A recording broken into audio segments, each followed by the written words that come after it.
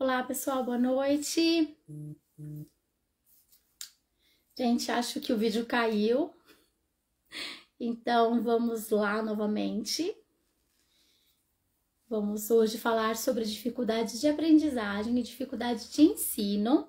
Então, gente, como o vídeo caiu, se vocês estiverem me vendo e me ouvindo, por favor, me deem um retorno para eu ver se tá tudo bem, se o vídeo tá tranquilo, tá normal, né? Porque a nossa primeira parte deu uma caidinha.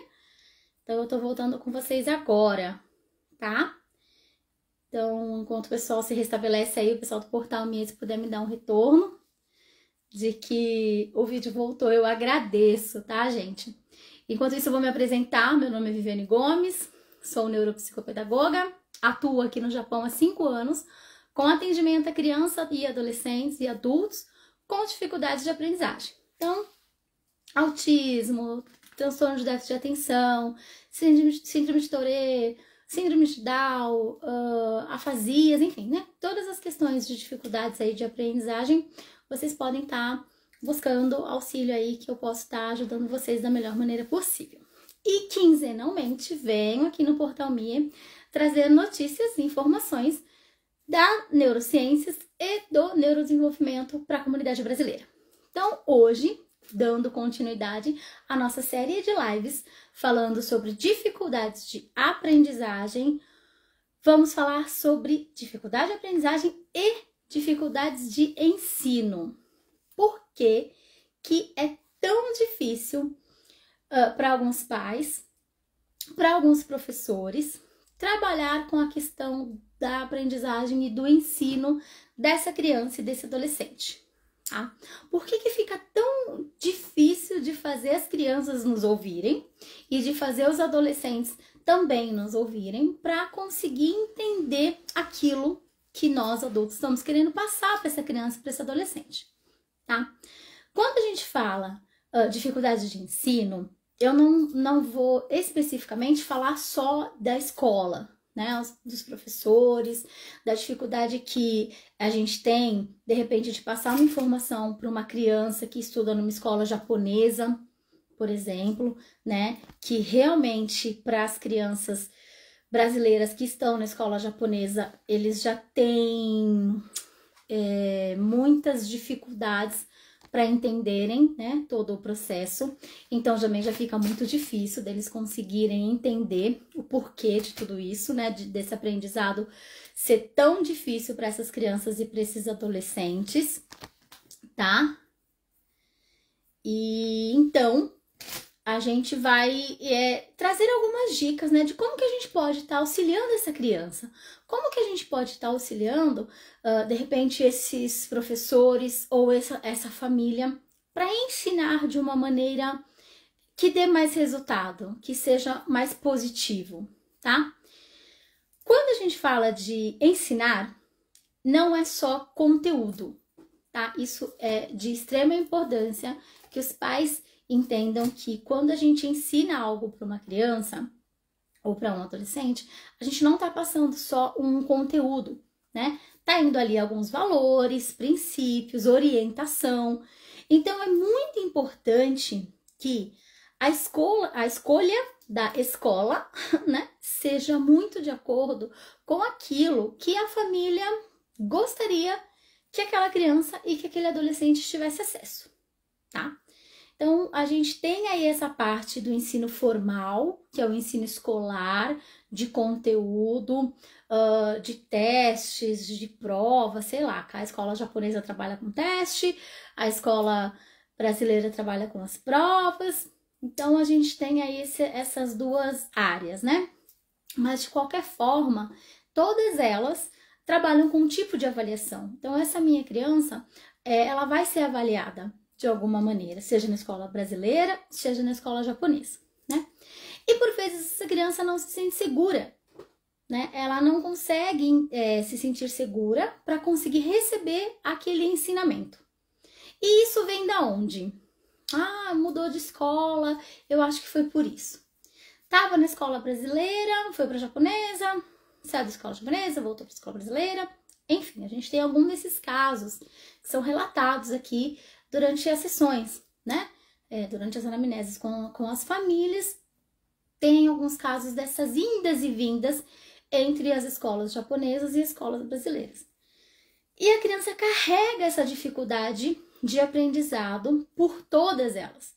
Então tem mãe que fala assim, Vivi, não sei mais o que faço, porque estava na escola japonesa, não conseguia aprender, tinha muita dificuldade de aprendizagem.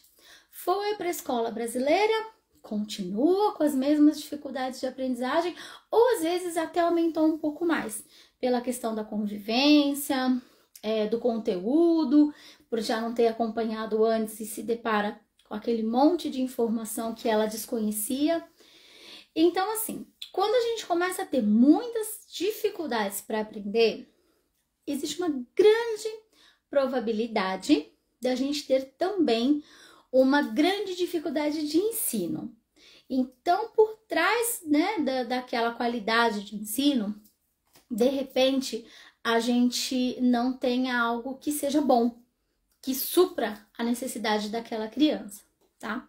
A gente sabe que cada cérebro é de uma forma, cada criança aprende de um jeito, cada adolescente entende as questões de uma maneira, até porque somos únicos, né?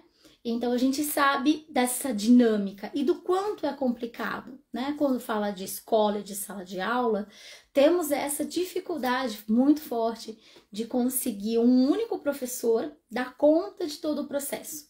Fica difícil mesmo. Mas também a gente tem a dificuldade de ensino voltada para a família, né? Voltada para o pai, para a mãe, para a rede de apoio daquela criança. Seja o irmão mais velho, seja a irmã mais velha, o avô, a avó, o tio, enfim. Quem que está cercando ali aquela criança em relação ao desenvolvimento dela.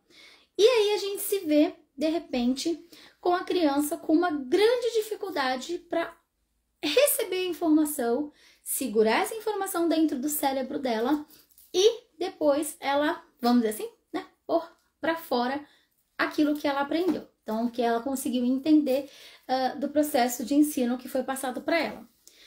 Mas a gente precisa saber que o primeiro lugar que a gente aprende é em casa. Então, é pai, é mãe, é família. Então, se a gente começa a ter dificuldades para ensinar a nossa criança, então o pai e a mãe têm dificuldade para ensinar o filho nas coisas, vamos dizer assim, mais simples do dia a dia. Tenho dificuldade de ensinar a usar o banheiro.